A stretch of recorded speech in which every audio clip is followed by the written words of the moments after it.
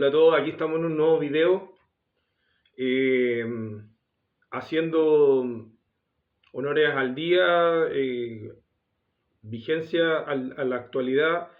En este video vamos a hablar de la Navidad, de sus orígenes y lo vamos a hacer con la misma estructura que hemos hecho todos los videos, cómo se realizó eh, en una cultura y en otra, como un comparativo, un símil, paralelismo, como quiera llamarle, y también cronológico, o sea, es decir, en una época versus otra época.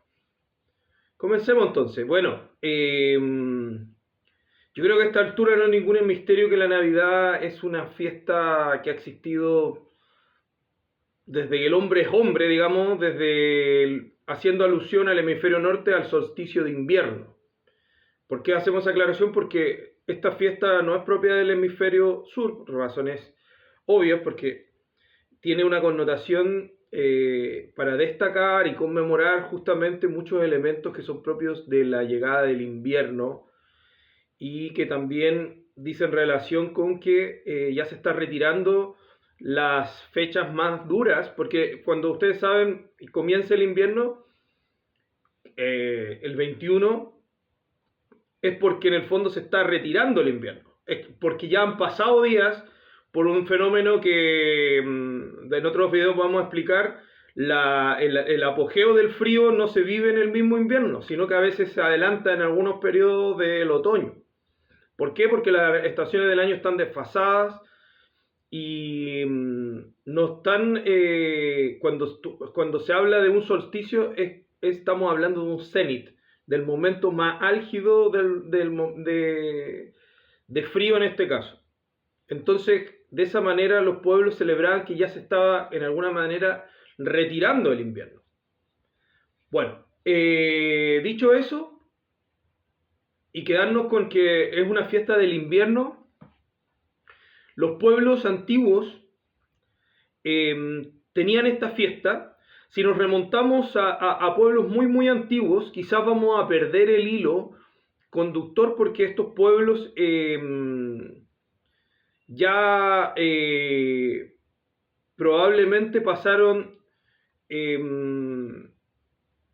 probablemente algunos y aquí hay que ser honesto, no eran parte del hemisferio norte, pero otros sí, porque en la antigua, yo ahí no lo tengo muy claro, en la antigua Babilonia tenían estas fiestas en alguna medida y ellos le llamaban, vamos a ir con más detalle, le llamaban la Akitu, la fiesta de Akitu, que marcaba el comienzo del nuevo año y estaba relacionada con la renovación y la fertilidad. ¿Ya? Probablemente ahí estamos hablando todavía en Babilonia de un solsticio de invierno. Pero si nos vamos geográficamente, nos vamos más al sur, probablemente ya nos vamos a estar en el hemisferio norte. Por ende vamos a mantenernos con pueblos que probablemente están en una misma latitud, como un pueblo que también vivió en el mismo territorio del Éufrates y del Tigris, que es los pueblos asirios. Ellos también tenían esta fiesta y le llamaban el Takultu, que se relacionaba con la renovación y también la fertilidad en el solsticio de invierno. Curioso. Si nos movemos en el tiempo y en el espacio, los fenicios, en el territorio del Levante, ¿no es cierto? Ya nos alejamos de la antigua Mesopotamia, tenían también esta fiesta y le llamaban la fiesta de Adonis. La relacionaban al clásico Adonis, ¿no es cierto? Que después tomaron los mismos griegos, que era este personaje que era muy bello y que se lo disputaban la diosa Perséfone y la diosa Afrodita. Curiosamente, la diosa de la belleza y la diosa de la primavera. Entonces estamos hablando de dos diosas que representaban en sí mismas la belleza y se disputaban a este hombre que también era muy bello. Bueno, eso dice relación con algo que vamos a hacer un video. Muchas de las divinidades griegas son tomadas de divinidades fenicias. Eso es algo muy curioso, pero entre ellas la misma Europa, que le da nombre a Europa, era una divinidad fenicia, Europa, y otros tantos.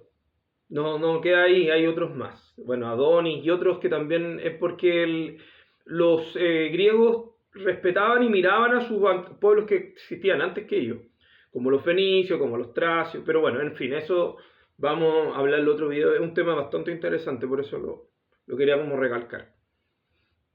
Si seguimos viajando en el tiempo y en el espacio, vamos a llegar a Europa. En Europa, bueno, nos saltamos el mismo Israel, porque Israel no dice relación con el solsticio de invierno, la festividad que ellos celebraban, porque ellos la celebran hasta el día de hoy, que es la famosa Hanukkah, pero eso tiene que ver con otra cosa, tiene que ver con una batalla, ¿no es cierto?, donde fueron vencidos los helenos por los macabeos, pero no vamos a entrar en detalle. Los helenos, los griegos. Lo hemos dicho en otros videos que los helenos se hacían llamar helenos cuando en la época que ellos vivían. El griego es un concepto relativamente posterior, muy posterior. Bueno, volviendo a lo que nos atañe, que es el origen de la Navidad y los paralelismos que han existido, y sin hacer spoiler vamos a hacer también un paralelismo del viejo Pascuero, o Santa Claus, o Papá Noel igual.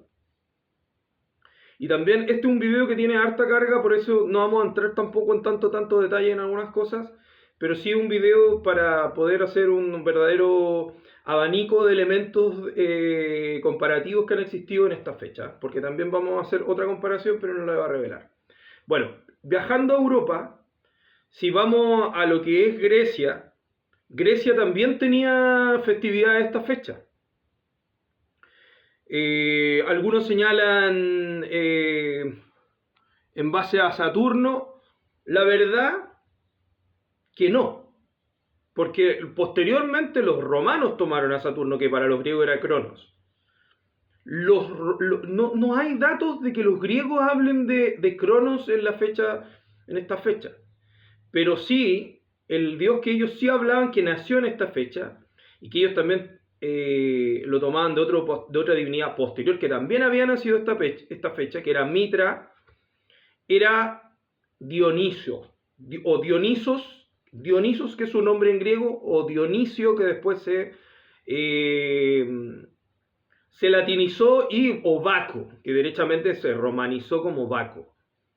Pero se puede decir Dionisio o Dionisos, pero los griegos le decían Dionisos, no le decían Dionisio.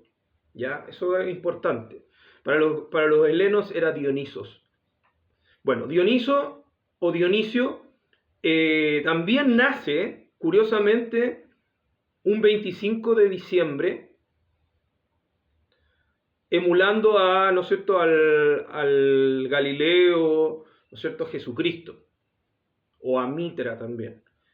Y ahí, curiosamente, los griegos celebraban esta fiesta a Dionisio, como un carnaval, donde había festividad, donde habían elementos también habían velas que representaban la luz, que se ocupan hasta el día de hoy en la Navidad. Habían elementos también de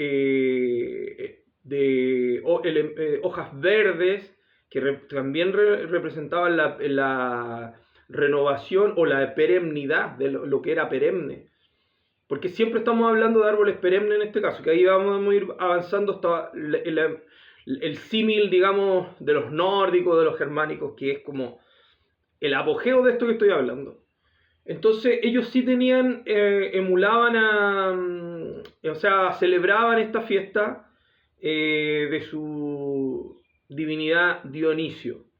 Y que acá yo no puedo perder la ocasión de hacer una pequeña comparación, no podemos evitar, y es un video que está prometido que yo voy a hacer, pero no puedo dejar pasar la ocasión, y en corto, como lo señalé hace un rato, hay mucha información, pero se hace en corto por lo mismo. Dionisio tiene similitudes inmensas con Jesucristo. No podemos evitar eso, no podemos dejarlo pasar así como...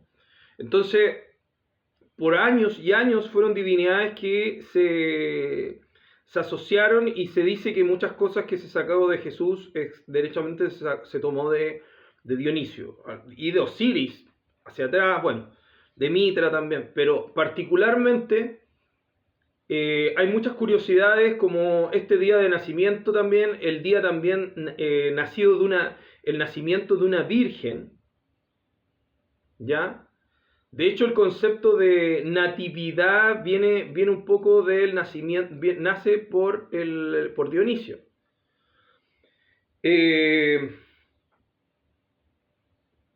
La Virgen, que no era otra que Semele, era una humana, igual que la Virgen María. Curiosamente, no era una divinidad, pudiendo ser Dionisio hijo de ambas divinidades, de Zeus y de otra divinidad. Pero no, de Zeus con una reina humana, con Semele.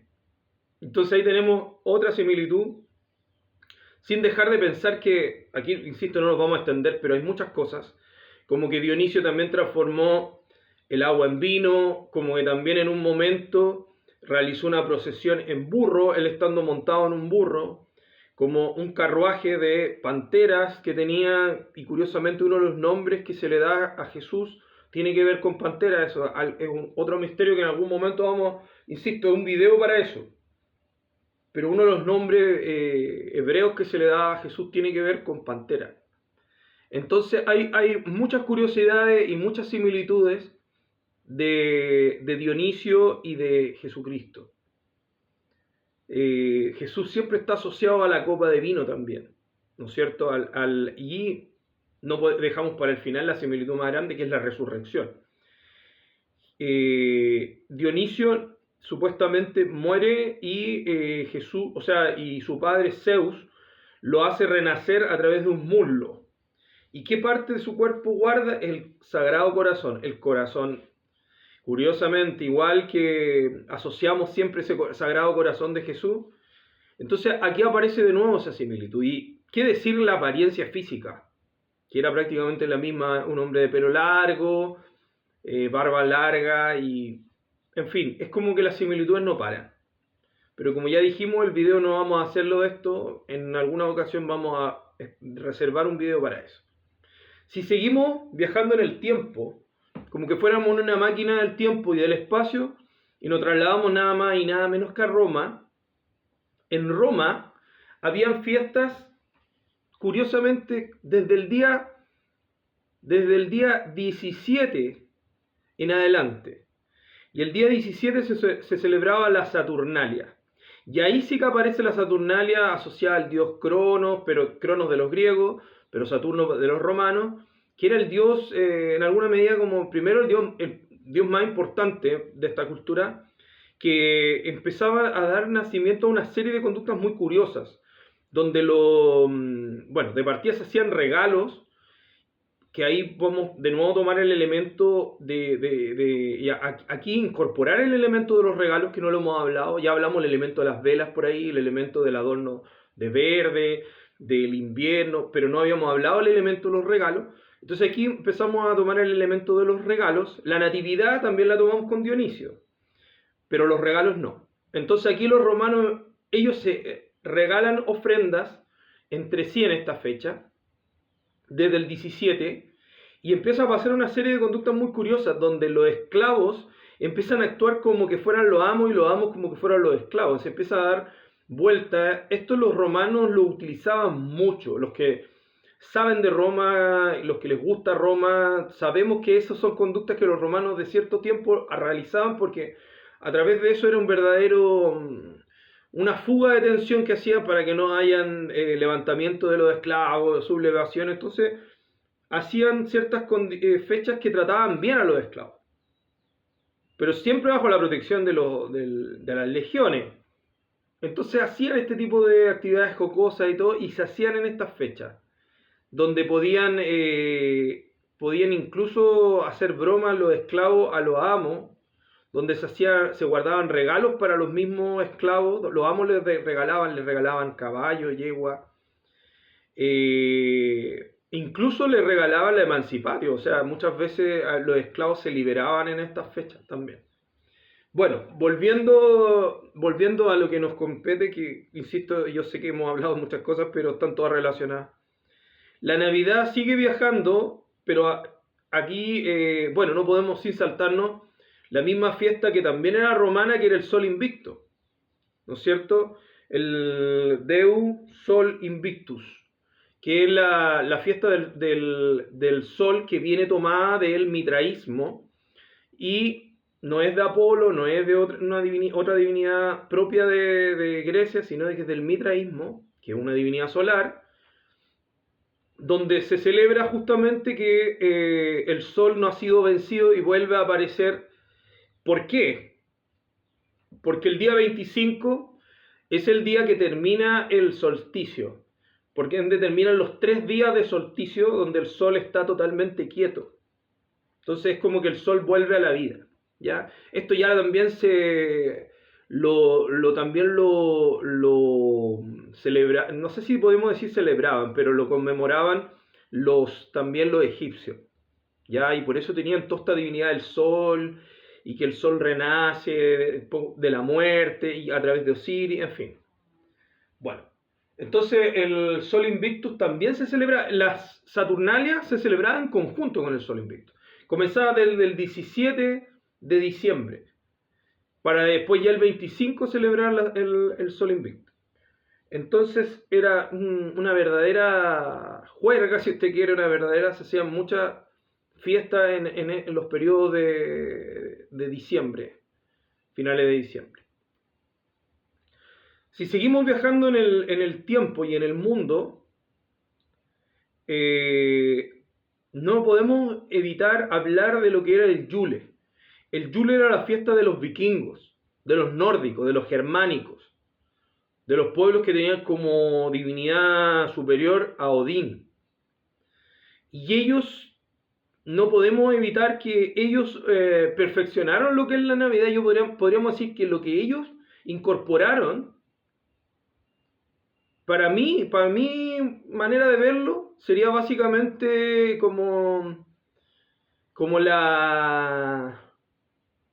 la imagen final de lo que nosotros podemos ver como la Navidad. Quizá ya la imagen final podría ser, no sé, Estados Unidos con la figura de Santa Claus, que no es que lo inventó Santa Claus la bebida en cuestión, que no la vamos a nombrar, pero sí mejoró la imagen y puso un tema como un poco de la imagen que conocemos hasta el día de hoy.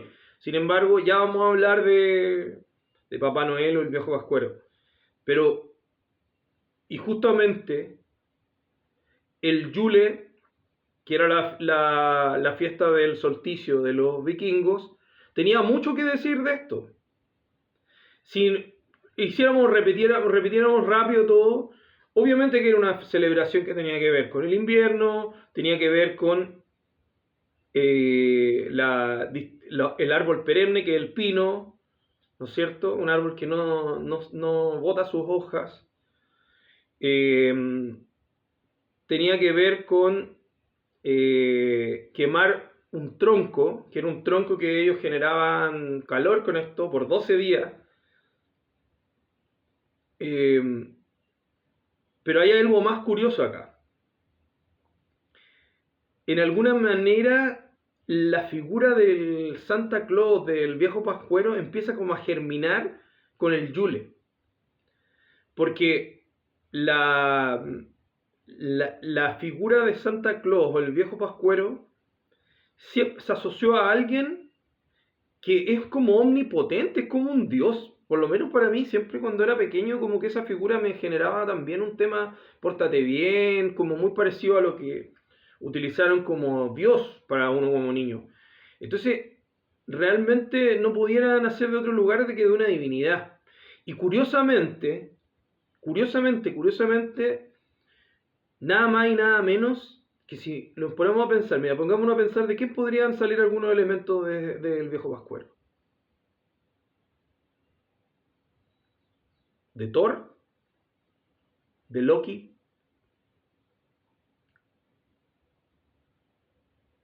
uno bien cercano a ellos. Curiosamente, el mismísimo Odín. Si ustedes empezamos a ver, Odín era un anciano, siempre fue un anciano, siempre fue asociado a la imagen de un anciano. Y ahí ya podemos entrar que este anciano es visto en prácticamente todas las culturas, pero eso es algo que yo en otras ocasiones vamos a entrar.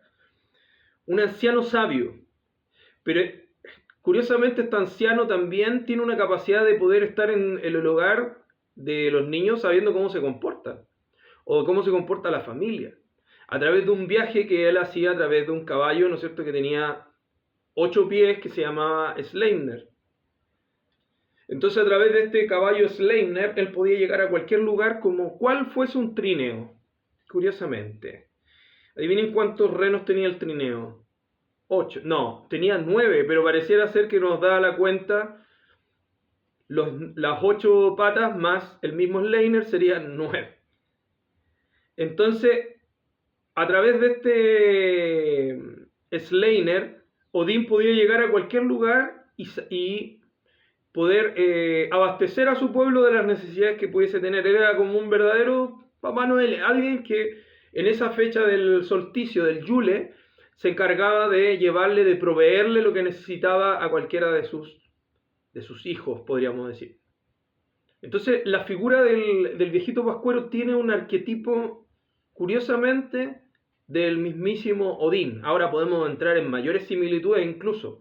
Los ropajes que se hablaba de Odín era un ropaje como verde, de tintes dorados, que estamos dentro de los colores de la Navidad. No vamos a estar con el clásico blanco con rojo, pero el dorado y el verde son colores también navideños. También podemos asociar este elemento como viajero. Odín tenía una versión que era como no me recuerdo en este momento cómo se llamaba, es la versión Vagnir, no, voy a buscarlo, porque Odín era un transforma, un verdadero metamorfo también, y una de sus formas, o sea, curiosamente a sus formas se les daba nombre. Una de sus formas era como un hombre de un sombrero grande,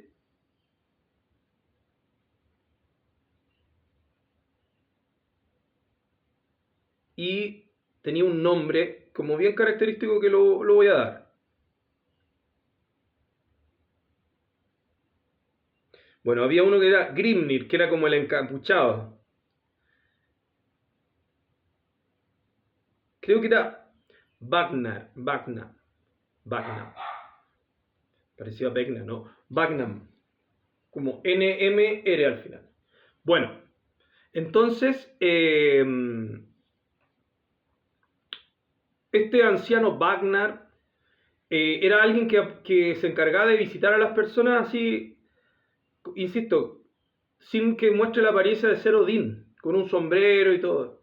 Entonces, emulando, o más bien Papá Noel o el viejo Pascuero, emulando a esta figura de Odín, como alguien que se encarga de ver cómo está pasando la gente en la Navidad. Entonces, bueno, en el Yule estamos hablando, porque el Yule era el nombre que le daban los vikingos.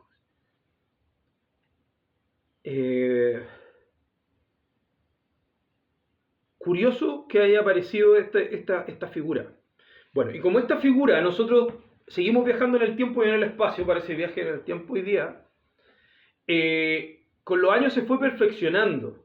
Si viajamos en el tiempo a la época medieval en Turquía, aparece un personaje que era San Nicolás. Y San Nicolás es un personaje que empieza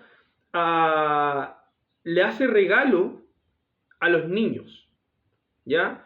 Entonces ahí empieza a aparecer este personaje también ¿Y qué pasa? Que todos bueno, probablemente a lo mejor no fue un mito eso fue verdad, pero se empiezan a fusionar. Ahí se fusiona porque San Nicolás ocupaba unos ropajes medio rojos, tengo entendido, y él cuando hacía regalos a personas humildes, le dejaba regalos en las botas, en calcetines más que botas. Entonces, en botas también, que quedaban, y él dejaba regalitos ahí, dulcecitos, distintas cosas. Entonces se va fusionando los tonos, los colores, que estos dos, este verde con dorado y este tono blanco con rojo. Y va viajando, y en Europa son mandados a hacer son habilosos para hacer sincretismos, verdaderas mezclas. La Iglesia Católica ha sido un especialista en esto. Ya lo hablamos a través del, ¿no es cierto?, el Sol Invictus y las Saturnalias, cómo apareció la Navidad arriba de esto, encima de esto. Ya estamos hablando que en la época ya de San Nicolás ya existía la Navidad como tal. Por ende, entonces ya lo que sí se va creando es esta figura del viejo pascuero, ¿no es cierto? Entonces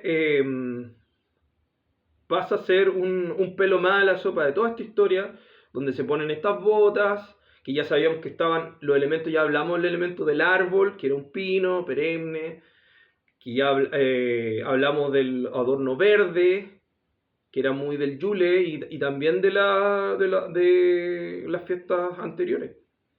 Porque el verde era asociado a la renovación y a lo perenne, tanto en la fiesta de Dionisio como en la fiesta de la Saturnalia y del Sol Invicto.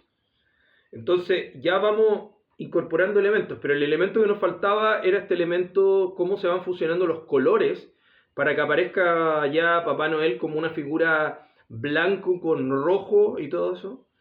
Entonces, después ahí aparece, para ir finalizando esta historia, ¿no es cierto?, de ya muy norteamericana, pasando por Holanda, porque muchos migrantes holandeses llegan también a Nueva York y agregan este nombre Santa Claus, que era algo como Sinterklaas y de Sinterklaas Santa Claus, que se empieza a repetir, y ya con estos elementos que pasa a tener estos colores como rojos, blancos, blanco. El blanco siempre va a primar porque además es la nieve, está asociado como a la nieve. Entonces ahí ya termina como de perfeccionar lo que viene siendo la Navidad como ya la vamos conociendo, porque muchas tiendas comerciales empiezan a utilizar eso. En el mismo Chile ocupan un ropaje de ese color hace 100 años atrás en el Bazar Klaus. Entonces, Klaus, me salió como Santa Claus, no es Klaus. No es Klaus como Santa Claus, es otro apellido alemán, es el apellido, lo voy a recordar al tiro. Bueno, entonces ellos ponen también la figura de un hombre anciano con colores blanco, rojo, elegante y con tonos dorados también, porque el dorado es, insisto, es un color muy importante en la Navidad también. Y evidente, con adornos verdes, ¿no es cierto? Kraus, esos son los hermanos Kraus. Bueno, entonces los hermanos Kraus ponen en su vitrina y ahí los chilenos, nos falta el que asocia, porque el chileno toda la vida, históricamente, hasta cuando yo era niño chico, ya ahora sí, evidente, todos le decimos Navidad, pero hasta cuando yo era chico le decíamos Pascua. Aquí en Chile siempre se le dijo Pascua. Hasta cuando yo era chico, y eso yo puedo dar fe. Entonces mi abuelo, no, la Pascua va a llegar la Pascua. Por algo nosotros siempre le decíamos a la verdadera Pascua, le decíamos la Pascua de Resurrección, como para haciéndole la diferencia. Entonces, ahí los chilenos evidentemente vieron en esa vitrina y le llamaron el viejito pascuero, porque ya era víspera de Pascua y como era un viejito pascuero, y ahí quedó el nombre. Entonces ya ahí se empezó como a crear esta ya más este perfeccionamiento de lo que podía ser esta figura, pero también hasta ese momento aquí en Chile no existía tampoco, y de hecho, bueno, la cultura que traía mi abuelito, ellos hacían mucho énfasis en celebrar, si mal no recuerdo, el 6 de enero. Curiosamente el día de San Nicolás es el 6 de diciembre, ahí va de mes a mes, del 6 al 6. El 6 de diciembre, el verdadero día de San Nicolás, porque hay lugares que también celebran a San Nicolás. Y lo otro, lo que celebraba mi abuelito, que era el Día de Reyes, se celebraba el 6 o el 7, bueno, ahí tengo pero dejémoslo en el 6, celebraban el Día de Reyes. Entonces mi abuelito tenía mucho la cultura de los Reyes Magos, no tenía la cultura de... Lo digo porque esta cultura del viejito pascuero también se terminó de amalgamar no hace tanto tiempo. Quizás cuando yo estaba chico, sí, obvio que...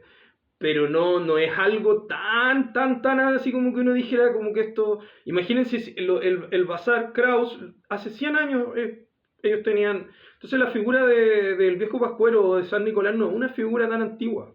No, eso hay que tenerlo claro, no es una figura tan antigua. Antes siempre era como más reconocida la figura de los Reyes Magos, o la figura del pesebre, muy importante. Entonces, eh, eso lo podemos hablar el día de hoy de lo que es la Navidad y cómo ha ido viajando. En realidad es algo que ha pasado por muchos lugares, ha ido tomando un tono, hasta los colores emblemáticos, pasando por un secretismo de distintas culturas. Nos vemos en un siguiente video, que estén muy bien. Hasta pronto.